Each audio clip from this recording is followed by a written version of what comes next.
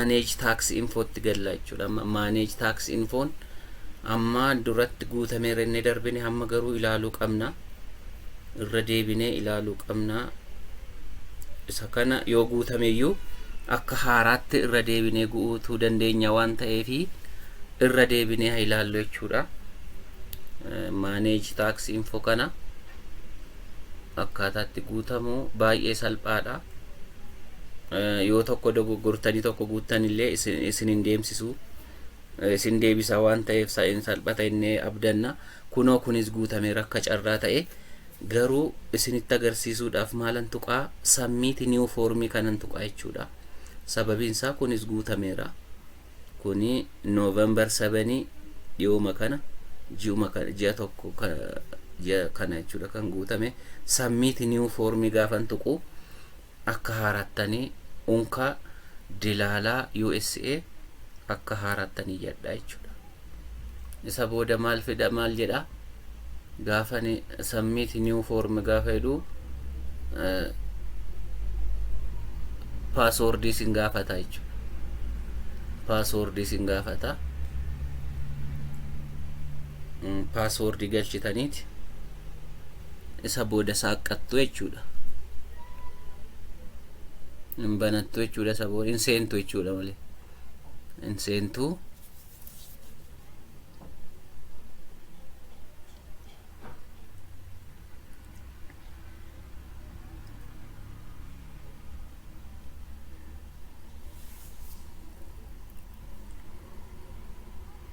Amma kuno maal jedhee fidee argitanii, maal jedhee fidee akkuma duratti filannaa lama jira jechuudha. Filannoo lama jira kuno maal jedha United States tax info jechuun odeeffannoo dilaalaa US America jedha. To find the right tax form please answer a few questions first.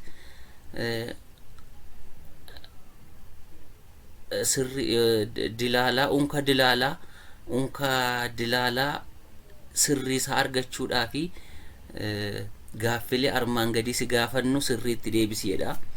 The IRS the US tax jedheeti authority yookaan abbaan taayitaa dilaalaa US America maal godhaa isaan kana sirriitti adda baafateeti jira jedhee waan jiruufi amma kana nu deebisedhe. Inni tokko what type of account is jedheet tsigee lammaa wandimmoo jedhee maqaa abbaa iyyataa jiru kana tax info abbaa guutamaa jiru kana na gaafate.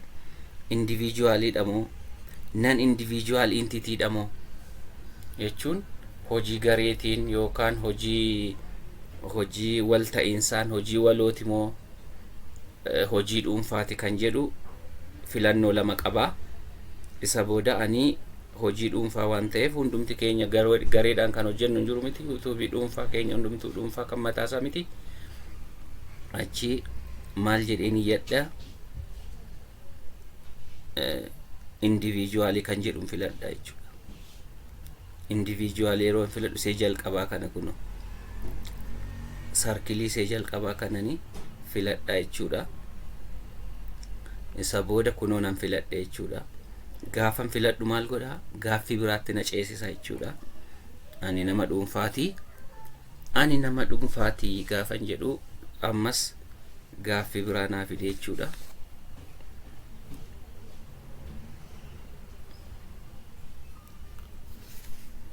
Gaaffiin biraa ni fide maal jedha kuno gaaffiin biraa ni fide nama dhuunfaa taateetti jedhe. Nama dhuunfaa erga taate are you a citizen or resident of the United States? Ati lammii US Amerikaati moo jiraataa US Amerikaati naan jennaan lakki miti noon jedhe. Isa lammaffaan filadha jechuudha. No ani lammii achiis miti jiraataa Amerikaas mitiin jedhe. Isa lammaffaan filadha jechuudha. Internetiin waan baay'ee laafaa waan ta'eefi dafee hin saffisu jechuudha. achi maal jedhe select W8 tax form type.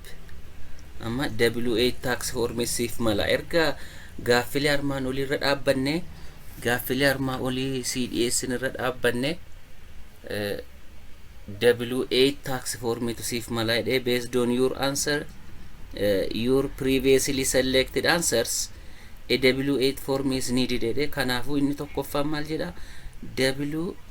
W8 BEN mo W8 ECI to siif mala jedhe.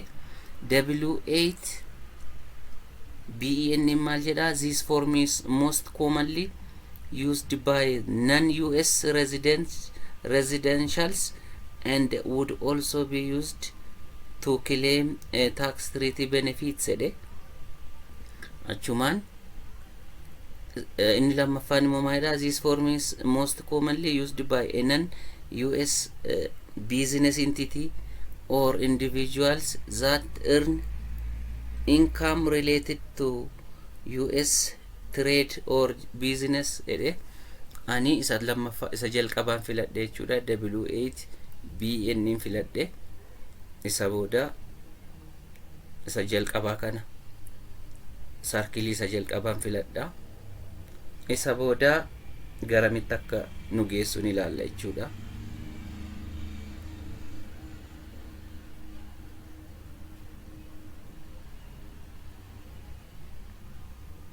Internetiin laafaa waan ta'eef saffisaan jiru.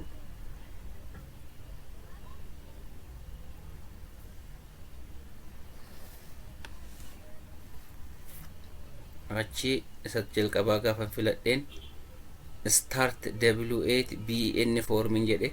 Kuno start W8 BN form gaafa jedhu unka sana amma gadi naa jigsaa jechuudha. Unka W8 BN form gannaaf jigsaa jechuudha. Amma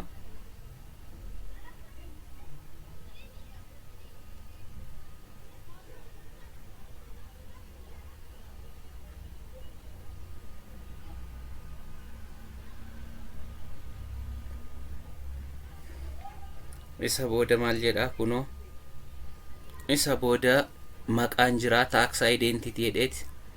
Maqaan jira maqaa guutuun jira. Achi DBA dha. DBA jechuun ammattuu keessatti doing business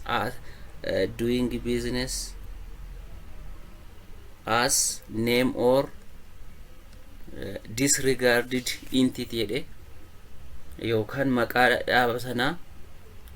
dhaaba sanaa yookaan maqaa nama dhuunfaa sanaa asitti guutee biizinasii kan inni irraa hojjete argatu. Biizinasii inni irratti hojjetu maqaa isaas kaa'edhe. Kuni maqaa dhuunfaa keenyadha. Maqaa guutuu dhuunfaa keenyadha. Inni kun immoo maqaa biizinasii irratti hojjennu sanadha. Kuni country or region of citizenship dha. Inni sadaffaan jechuudha. Saanduqni sadaffaan. Achi maal goona finneet liinkii chaanaalii yuutuubii keenyaas keessatti peestii gochuu qabna jechuudha. Kanaachi maqaa keenya maqaa yuutuubii keenya yoo goone dogoggoruu dandeenya yookaan spellingii dogoggoruu dandeenya. Kanaafuu maal gochuu qabna liinkii chaanaalii keenyaa finne peestii gochuu qabna jechuudha. Isa booda erga liinkii YouTube chaanaalii keenya booda biyya keenyan guunna. Isa booda isee kana bira dabarra jechuudha.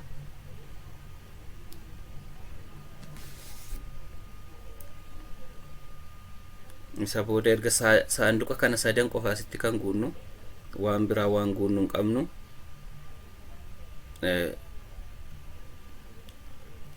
Kuno DBA maqaa biizinasii keenya maqaa keenya isa guutuu jalqaba irratti saanduqa lammaffaa irratti maqaa YouTube chaanaalii keenya liinkii YouTube chaanaalii keenya sadaffaa irratti biyya erga guunne booda kana bira dabarraa jechuudha. Taxpayer identification number isee jettu kana foreign UST'n isee jettu kana bira dabarra optionally waan ta'eef bira dabarra akkuma jirtutti bira dabarreetti next kana dhufnee tunna jechuudha. Next kana dhufnee tunna isa booda next kana erga tunnee booda maalluu fida waan inni fidu waliin ilaalla jechuudha. Next kana gaafa tunnu kuno permanent address lakkoofsa poostaa waliin guutuun dirqama jedhee permanent bakka jiraachuu jechuudha. Bakka jiraattu bakka dhaabbataan jiraattu yaa'u biyya jechuudha. Achiiti kuno bakka jiraattu poostaa postal code magaalaa biyya guutteeti. Achiiti immoo ammas maal jettaa mailing addressiin koo bakka ni jiraadhu wajjin tokkodha kan jettu kuno saanduqatti kana tuxxa jechuudha. Argite saanduqatti kana tunna jechuudha.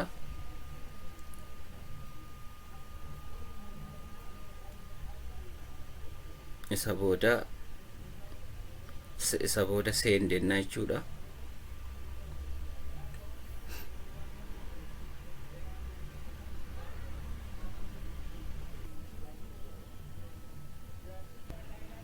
Isa booda gaafa next tennu kan biraa nuu fida. Kuno akkasitti kan biraa gaafa nuu fidu are you claiming a reduced rate of withholding under a tax treaty isa jedhu kana no jennee tunna. No jennee bira dabarra. Isa booda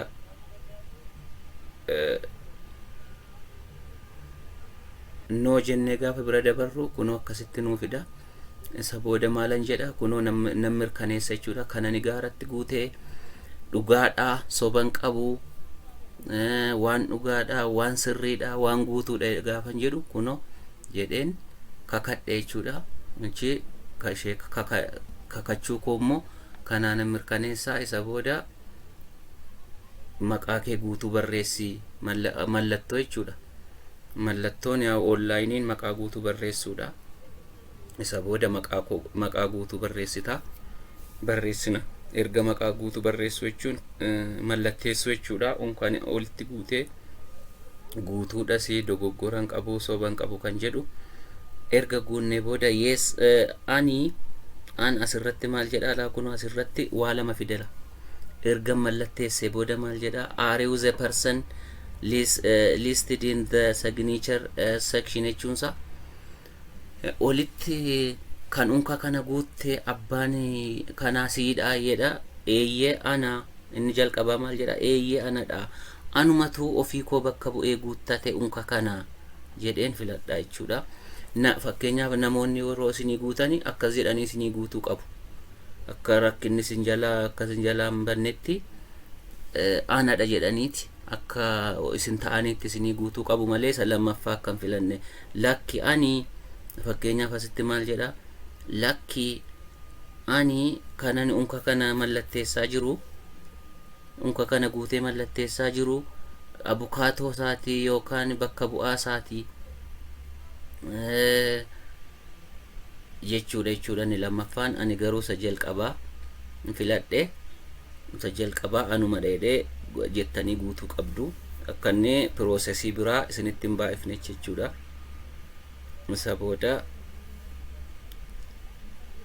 next jedheen bira darba jechuudha.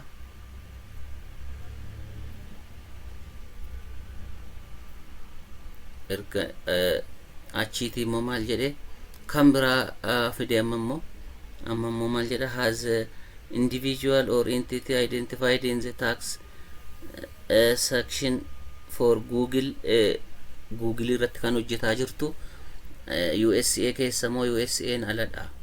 Lakki ani USA'n aladha.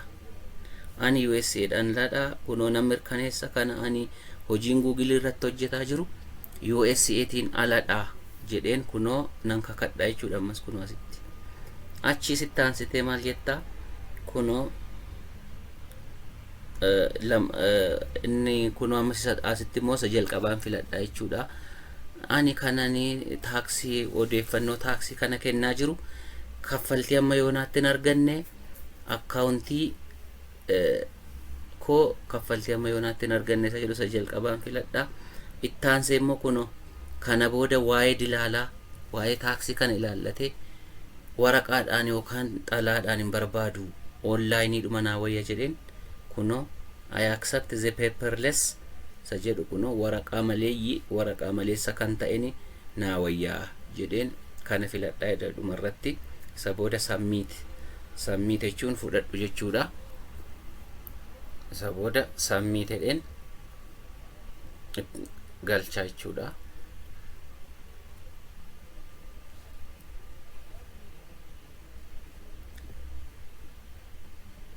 Submit gaafan jedhu kunoo unkani guute akkasitti naa dhufa jechuudha. Kunoo unkani guutaa oole akka kanatti approved jedhee naa mirkanaa'e kunoo akkasitti ta'a. Certificate yoon barbaade kunoo certificate of non USA activities jedhu kanan tuqaa. Isa booda PDF dhaan naaf kenna jechuudha. PDF dhaan kunoo akkasitti baaseeti naaf kenna jechuudha.